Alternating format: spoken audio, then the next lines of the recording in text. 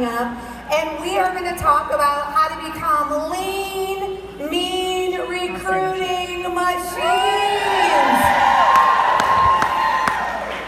So, if you don't have a notebook and a pen, get ready. We've got some incredible things that we're going to share. So, guys, please help me welcome to the stage Elite 2, Julie Berg, Elite 2,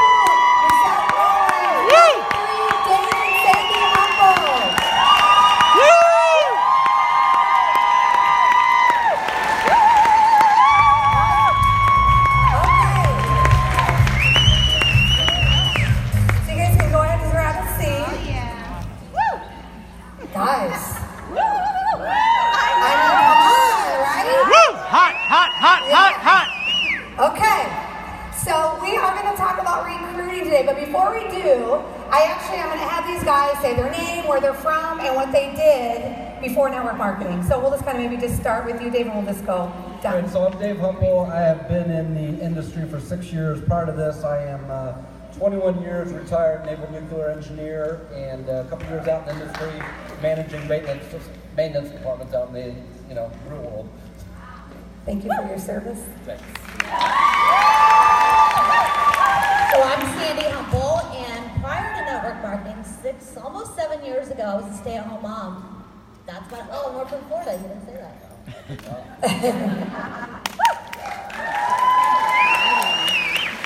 Michelle Bowen. And prior to network marketing, I was a broke college student, waiting tables. That was my previous profession. Oh, I'm from Minneapolis, Minnesota, but I live in Maryland. Minnesota, baby! Hey everyone, Julie Berg from Chicago, Illinois. I've been in network marketing for 6 years now in this profession, and prior to that, I was a franchise owner. Awesome. So, all right, guys, so we have a lot of questions. I prepared a lot of questions for these guys. Some of them know the questions, some of them don't. And they were a little nervous about it, but I was like, guys, I want you just to pick up the top of your head. And so as we go through this panel, if you are brand new, I want to tell you that majority of this panel, we are going to be talking to you today. If you are a brand new person and haven't really recruited a soul yet, maybe you've been in for a while and you haven't recruited anybody yet, there is going to be some incredible tips. All of these guys, literally, there's between the four of them, there's hundreds and hundreds, probably thousands of people that they've recruited inside of this profession. So, all right, so let's go ahead and get it started. So the first question, I'm actually going to ask Julie. You ready? Yes. Okay. So the first question is, a lot of times we all get asked this question is, we hear this word posture, right? Have you guys ever heard the word posture, right? And it's kind of a daunting word, right? And you're kind of like, they talk about how to have posture in this business, and you're kind of like, I don't even know. I didn't even really I never even knew what the word posture was until network marketing. I never even used it in my vocabulary. So I would like for you to maybe share with everybody just kind of how, when you were brand new, how did you actually create posture when it came to recruiting? What did you do personally?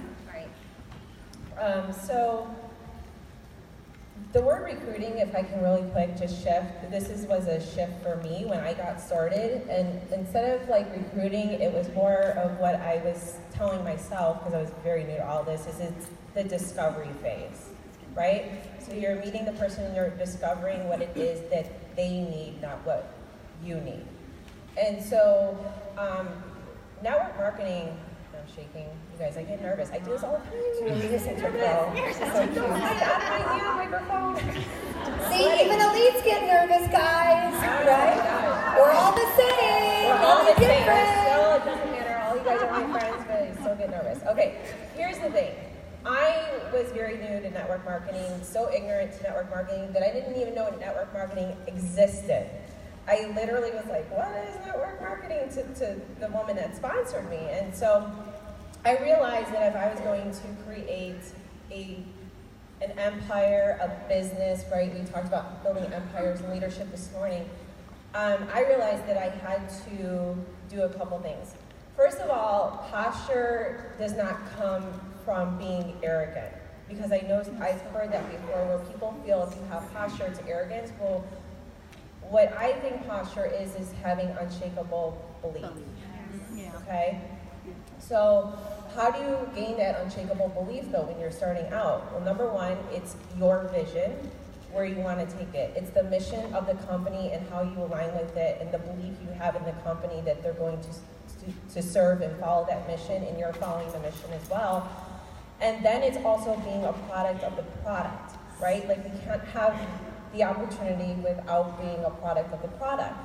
And so when I got started, I followed those 3 rules. So when people would come at me and saying things like, oh, you're part of that thing, or you're part of this pyramid scheme, I held the posture and I said, okay, you could think that, that's cool, but I am going to change lives, and I am going to create $1 million business. You could either come with me or you could sit on the sidelines.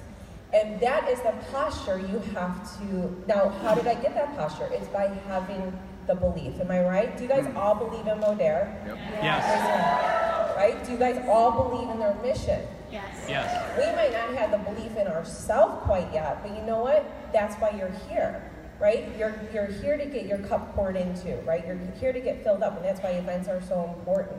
And so posture builds over time. Don't think like you're going to wake up tomorrow and be like, oh, I'm standing 10 feet tall and I'm bulletproof. Because you will have arrows thrown at you, I promise you, but it's leaning on those that have the belief in you. When I was asked to speak at my very first event, I was very new to, like I said, network marketing. I was a couple months in, and I didn't have the belief in me. I literally was like that little girl crying in the corner, and I was so nervous to get up in front of 75 people and speak. And it took my upline to say, Julie, at that time, she said, I believe in you, and you have something to give to others. You have a gift to give to others. And so she poured belief into me, and I stopped crying because I was so nervous and I wanted to puke. And she said, you have something that can help others. It's your story. And so I just want to impress upon all of you with posture. Don't come at it from like that arrogant standpoint, which I'm not saying you would. Come at it from the belief, okay? Yeah. And that's how you gain it, by continuously pouring into yourself and continuously sharing the word and the mission. Love it. Awesome. So you heard Michelle talk about. Michelle talked about how when she got started, she was a broke college student. How many millennials are in the room? Right? Okay, lots of millennials. So I want to kind of tailor this question towards her, because when you were brand new and you were a broke college student, you probably didn't have like a whole lot of credibility, right? Correct. So how did you create that posture for yourself when it came to recruiting?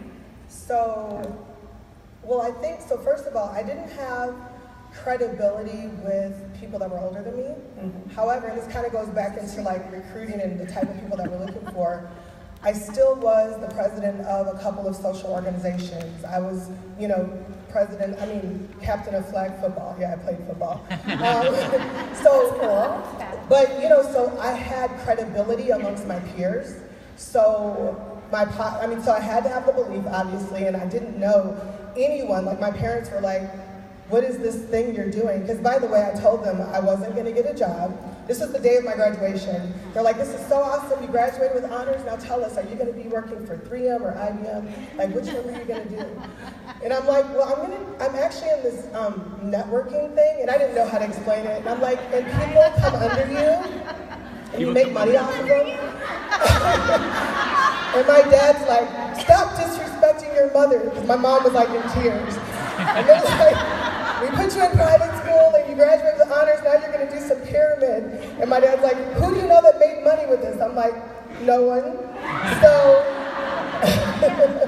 So literally my belief started with myself, because I had to believe that when I saw that other people I didn't know were doing it, that maybe it's possible. And honestly, my first meeting, my first network marketing meeting, everyone was older than me, like much older than me. And in my mind, I was like, oh, I'm gonna kill this, because these people are like, oh, really old, So I'm like, so I'm gonna blow this thing up. And I think, like, and this kind of mixes with the other question I'm sure you're gonna ask, is like, when you have the posture and belief in yourself, you believe in what you're doing, and you see that, hey, if somebody else can do it, I can do it. you just go out there and talk to people. Now, when I talk to people that were more, had more experience than me, or had more influence, or had made more money, I approach them with, I really respect you. I know not anything about this thing, but I really would, appreciate your feedback and opinion before I put all my energy and time into it.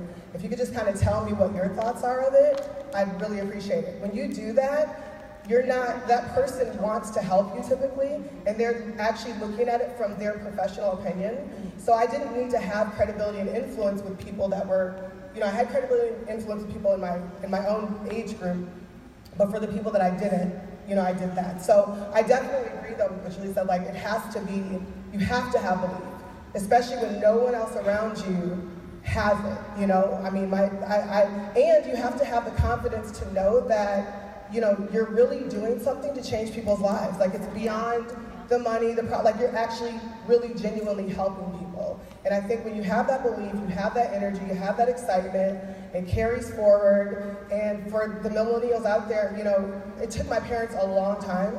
Like my dad had to do my taxes before he believed it. And he's like, is this legit? Because I don't think is this real? So it took years.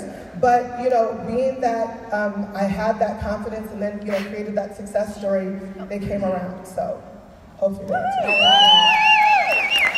Okay, so I kind of want to still piggyback on this just a little bit because I think it's important. Because I feel that, kind of like what Julie said, I think that there a lot of times when we hear like the word recruiting, it sounds kind of really hard, you know what I mean? And it sounds kind of daunting, really. And so I think it's important, like Julie talked about, is putting changing the perspective of it, right? And so one of the things that we had all talked about, it's really just about having a conversation with someone. Like what if you took the word recruit out, right? And talked about making it be where you're connecting with someone and you're asking questions and you're getting to know them and building the relationships. Like that, how many agree? That sounds a lot more fun than going to recruit somebody. Because who the heck wants to be recruited? Nobody, right? Nobody wants to be recruited. So one thing that I want to talk about is like we all know that we learn how to build rapport. It's about building relationships, asking questions, that type of thing. But how many of us sometimes have a challenge when going, okay, I build a lot of rapport, but how do I transition into talking about the business? Yep. How many of you guys have that challenge, right? We get that asked, like, these guys probably get asked a gazillion times. So, Sandy and Dave, how do you guys deal with, and I'll let Sandy start, with helping someone, how do you guys transition from building rapport into going to talk about the business? So I think that, like you said, take the word recruiting out of it. I don't even think of that word. I don't like that word. So for me, when you're talking to someone, it's all about you're looking for what their problems are. What are their problems? What can you solve for them? So it's about the questions that you ask. Always open-ended questions, not yes or no questions. Hey, do you want to do what I do? They're going to say no, they don't know. So it's really about open-ended questions, asking them, find out about their lives, like you said, getting to know them. But for me, it's just about looking for the problem that they have that I can solve. Whether it be, just for a product or for recruiting. You don't know which one, but if you talk to people enough and you really get into their life and get to know them and build rapport with them, they're going to tell you that they have a problem. Because we all have problems, right? And so that's how I always transition it. Now, if it's someone that's coming to me and they're asking me directly about the business, that is easy, right? But, and I had a thought and it left me. Okay, so let's go back. So the ones that you're just talking to, like a friend, and you think this person would be great in the business, I like to share stories. Hey, you know that you're a stay-at-home mom and you like to take vacations, so then I tell about someone else who joined me who was a stay-at-home mom who liked to take vacations, and I just share stories with them.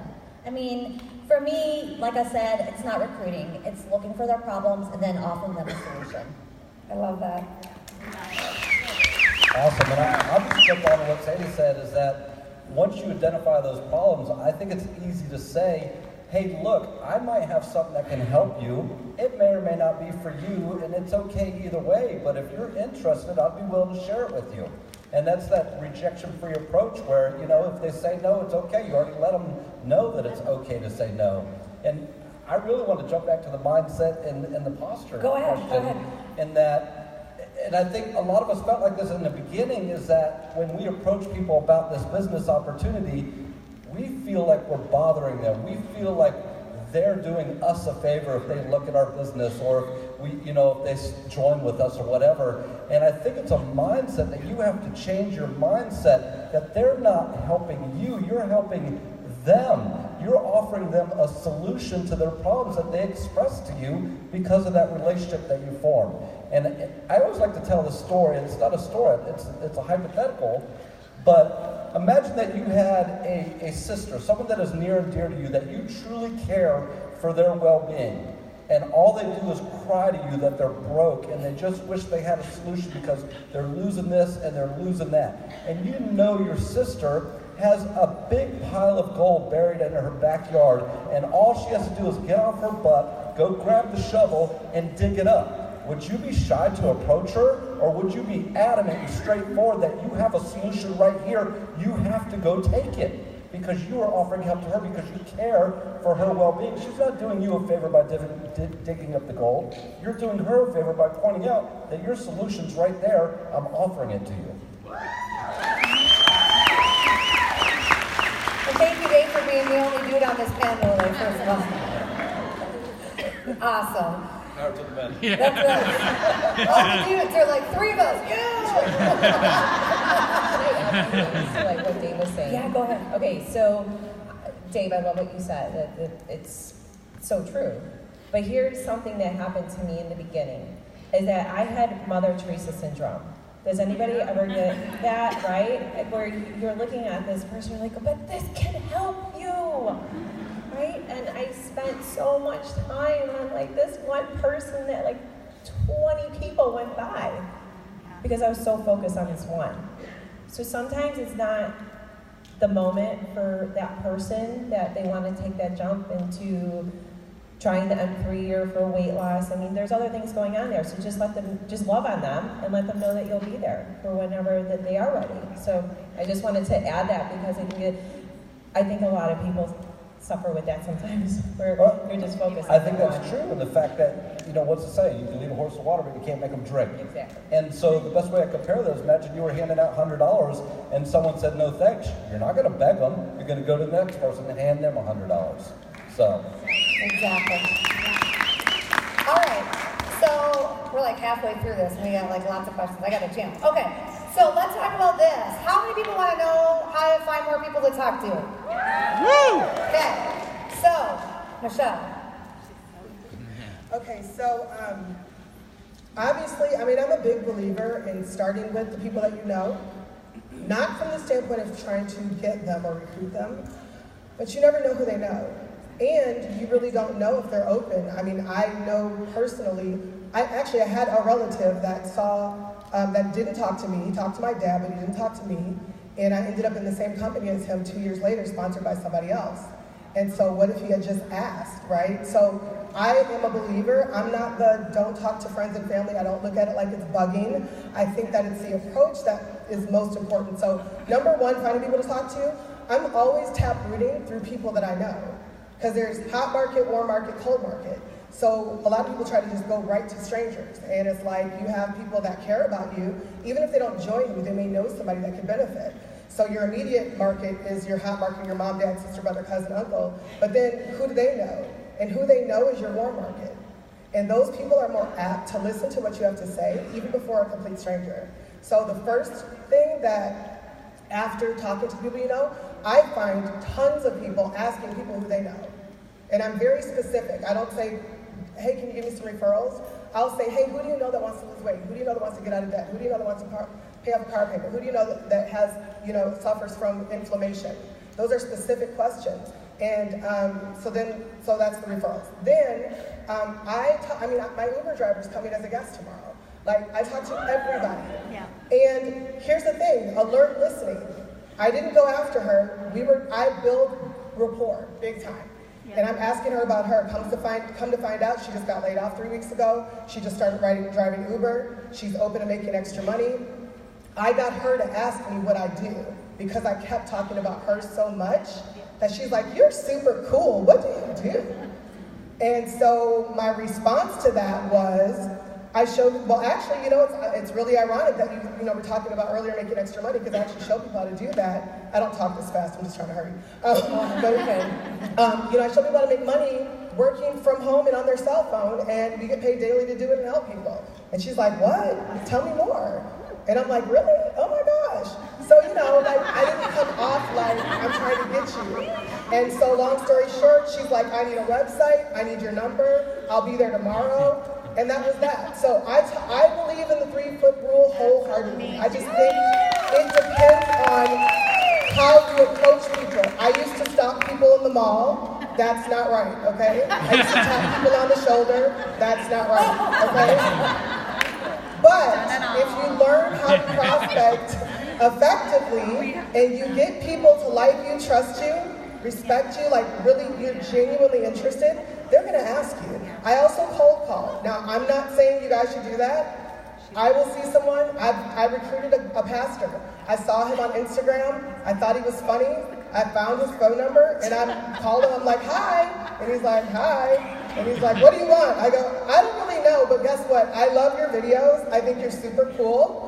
Are you at all open to other streams of income? You seem like you like, you know, entrepreneurship. He's like, yeah, what do you have? Talk fast. Long story short, he came into business. He sponsored 8 people. I'm working with him with that. I also cold called the CEO of a company. I mean, like, you gotta get bold, you guys. If you believe, and guess what? Right? Not one time did I tell them I'm gonna leave 2. I never talked about my money. The pastor still doesn't even know what I make, what rank, doesn't matter. I just said hi. So sometimes if you really want to get out there and make stuff happen, call people in general and say hello. You'll start laughing because you really don't know what you're supposed to say, what you're gonna say. They'll feel bad for you, so they'll listen. And you're friends. It happens all the time. So I love cold market stuff, but anyway, that's my suggestion. Well, that's awesome. So I think the point is that I love the fact that we have the ability to build online, but I also want you guys to understand that building online is one way, not the only way. Yeah. And there's one thing about attraction marketing. I think what happens a lot of times, we talk about attraction marketing, we talk about posting, you know, doing curiosity posts and what have you, which are great. But I would say that a lot of people have the syndrome of like post and pray. Do you know what I'm talking about? Yeah. Like people post and they pray, they hope that everyone just magically shows up. I'm like, no, dude, it doesn't work that way. Like you gotta work, right? So it's about attraction marketing, yes, but also it's about reaching out. You know, if I went along and talked to all these guys, like, did you guys reach out and connect with people, especially like what'd you do your first 30 days? I guarantee you, all these guys would be like, we were on the phone. I know for some of you guys, millennials, it's a shocker, but yeah, we were on the phone, right? We were on the phone having conversations and talking, and I think that that's a little bit of a misconception where people just think that I'll just do all this attraction marketing and all this great stuff will happen, when the reality is you've got to be willing to grow, you know, roll up your sleeves and have those conversations. And I know Sarah, I want to say real quick, I do both. I don't want you guys to think I'm saying only do that. Yeah. Like, so I do No, want, no, I'm saying we all do yeah, both. but no, I want to make sure that, because I know I only talked about offline, so I just want to clarify. Oh, no, you do that. Social media, Yes. I don't post, but I find people there. So there's some people that aren't comfortable with that. So I just wanted to clarify that. Yeah. Exactly. So I know what Dave and Sandy, like they were talking about, like for them, they live their life, but you guys get them online and use the system, right? You want to talk about that? Well, and so we do use the system, and I'll actually let Sandy talk about that. But then I am a very social person, and I don't know how many people we have in our business that were our Uber drivers or our waitresses at one point. But I simply plug them into the system by saying, hey, you know, you're really cool, love to connect with you. Are you interested in another streaming or whatever? Let me add you on Facebook. Now they're into our online system. And I'll let Sandy cover the actual online system. Well, I don't know if you want me to talk about the actual system, but I'll talk about how I actually get people into the business on social media, because that's where I build at, is you have to have, first of all, daily activities that you do, and you have to do them very consistently every single day. So I set goals. Today I want to make 5 new friends. I want to connect with 5 new people. And then, you know, I don't go to them and I don't cold approach them about the business at all. They come to my page. I live out loud on social media. So they find out things about me, what I like. I drive a Jeep. I live at the beach. And then we connect like that. And we build that relationship. What was the question? Where do you find people to... So where do I find them? Okay, sorry. are my favorite. I have made so many, what? I've made so many friends by just going to groups with the things that I like to do, my hobbies, connecting with people. All this is relationship building. Making as many friends as possible and really just doing it consistently every single day. Like I said, I do it online, but I've built offline. We have signed many Uber drivers just from like you did, talking to people. When we go to dinner, we always talk to our waitresses, get to know them. When we go, I have signed multiple cashiers into the business because I know what they're making at that job, and I start to talk to them. I don't say, hey, listen, do you want to join my company? I just get to know them and talk to them while I'm standing there, you know? Hey, do you have any kids? Hey, what do you do? You know, are you in college? Whatever. And so, but every single day, so because we're network marketers, because this is what we do, then we do that everywhere. It's just part of our life. And so I think where most people go wrong in recruiting is they're quiet about it because of the posture. And they're scared to like talk to people, even on social media. Like that's the easiest. You're behind a computer screen. And I wish people were more confident on there because you are behind a computer screen, not like a long time ago when we tapped on shoulders and we handed people cards, you know? Now using social media, you don't have to do that. You can go on their page, you can like their stuff, you can ask them questions about things that are on their page. So, yeah. And I want to add, the question is, where do you find people to talk to? Everywhere. The thing you need to understand is there is a certain percentage of people out there that are looking for what you have. And there's way more of them than there are of us. And I know Rick Teague did a presentation today, just phenomenally enlightening what he said. Over the next 5 years, 95 million people in the United States will start their own home-based business. So for you people that are saying no one is interested, no, you're wrong. Everyone's interested. Yeah. So where do you look? Everywhere. Exactly. So we only have a couple minutes left. So Julie, I want to start with you. So it's going to be the same question for all of you guys. If you were brand new today, what would be the one thing that you would do differently when it came to recruiting? Do the same thing. I think just have patience with the process. And, you know, that just, I know for a lot of people that they're impatient. They like want it, right? You like want this so badly. But a part of it is understanding it's a process of learning. It's a process of personal development. And so accepting that you need to have that patience, but then again, having no emotional attachment to the outcome and really going after it and detaching it. Because I know a lot of people, what happens, and again, this is just the feedback that I get from others, is they get really down on themselves because somebody says no. But you guys, are they saying no, or did you forget to ask? So I want to hit that real quick is, you know, one of our questions, and I don't know if we really got to it, is how do you shorten the recruiting cycle? Is by asking. And we have a beautiful system here at Modera, right? The ATM system, you need to be using it every single day, but don't forget to follow up and ask. It is so crucial for your business. Awesome. I would say I would have not spent as much time with the wrong people. And wrong people meaning, now I've learned in my mind, I don't say it out loud, but there's prospects and there's suspects. And, you know, so yeah, big difference. So I would have not spent as much time with the suspects, meaning people that give excuses, people that are negative, that kind of thing, trying to turn them into positive people. So I'd spent more time doing that. I would have taken even more action. I mean, in the beginning, like you said, Sarah, I mean, I called a lot, but I probably could have called more. I would have not stopped. Here's the other thing. I made like close to $10,000 my first month in network marketing, but then I got excited and I stopped doing what I did to get me there quickly. Like within 90 days, I'm like, oh, I'm good. That's great. And things kind of slowed down. So in the beginning, I would have stayed more consistent. I would have talked to the right people or spent more time with the right people. And I would have identified prospects from suspects a little bit more. I would have been more selective. Now, I do believe give everybody an opportunity, because I feel like had someone not given a broke college kid an opportunity, then I wouldn't be doing this. So I believe everyone deserves an opportunity, but be quick to, like, you know, once you get the vibe that either they're not interested or they're negative or they have excuses, move on and spend more time with the willing. So true. Oh, so good. Yeah. So if I could go back to the beginning, oh, I would love to.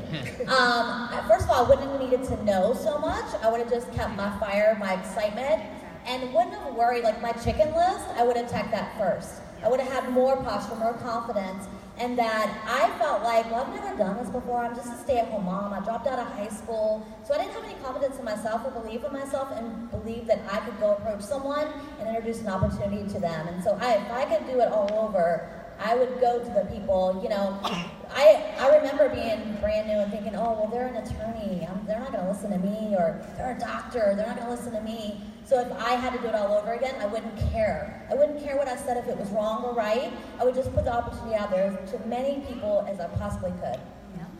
Yeah. So for me, it's all about mindset. You know, your mindset shift from when you're new to where you are 6 years later.